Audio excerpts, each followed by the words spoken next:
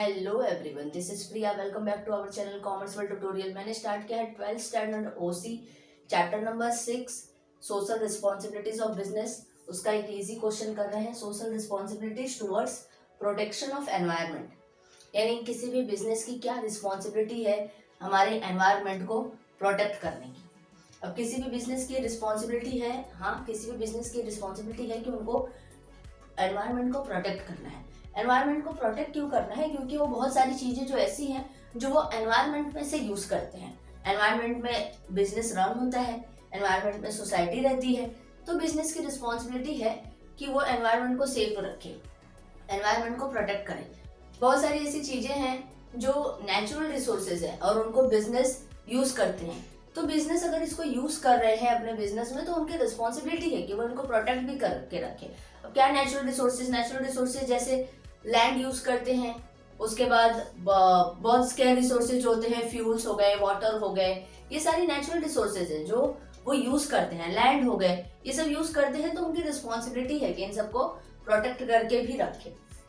Business would committed to protect the environment. It uses all types of resources from the nature. Nature के जो भी resources available है वो सब business अपने बिजनेस में यूज करते हैं। Industrialisation results in environmental pollution. अब इंडस्ट्रियलाइजेशन धीरे धीरे क्या हो रहा है, ग्लोबलाइजेशन हो रहा है। लिबरलाइजेशन की वजह से क्या हो रहा है कि बहुत ज्यादा हमारा जो कंट्री है वो ग्लोबल हो रहा है, जिससे इंडस्ट्रियलाइजेशन बहुत ज्यादा हो रहा है। और इंडस्ट्रियलाइजेशन, डिजिटल, ये सब होने की वजह से क्या हो रहा है, एनवायरनमेंट में बहुत सारे पॉल्यूशन हो रहे हैं। एयर पॉल्यूशन, उसके बाद वाटर पॉल्यूशन, बहुत सारे केमिकल्स यूज होते हैं। By generating hazardous waste and create risk to environment. अब बिजनेस एनवायरनमेंट पॉल्यूशन हो रहा है क्यों? क्योंकि बहुत सारे हजार्डस वेस्ट हो रहे हैं, इनकी वजह से हमारे एनवायरनमेंट को रिस्क है। तो इंडस्ट्रियलाइजेशन तो बंद नहीं करेंगे, लेकिन इनकी रिस्पॉन्सिबिलिटी है कि वो कम से कम वेस्ट हो, जो रिसोर्सेज है वो कम से कम वेस्ट हो, ज्यादा से ज्यादा एनवायरनमेंट को प्रोटेक्ट कर सके। अब ऐसे कौन से इफेक्ट है? अब बिजनेस की वजह से ये सारे इफेक्ट होते हैं। एयर पॉल्यूशन बढ़ रहा है, वाटर पॉल्यूशन हो रहा है क्योंकि उसमें केमिकल्स वगैरह जाते हैं, नॉइज पॉल्यूशन, साउंड पॉल्यूशन होता है, इलेक्ट्रॉनिक गार्बेज, बहुत सारे इतने प्रोडक्ट बनते हैं जिसकी वजह से इलेक्ट्रॉनिक गार्बेज भी निकलते हैं। तो ये सारे इफेक्ट्स हैं बिजनेस के जो एनवायरनमेंट पे हमारे पड़ रहे हैं। तो किसी भी बिजनेस की रिस्पॉन्सिबिलिटी है कि इन इफेक्ट को कम करे। अब इन इफेक्ट को कम कैसे कर सकते हैं? इन इफेक्ट को कम कैसे करेंगे? Protection of environment benefits business from many angles.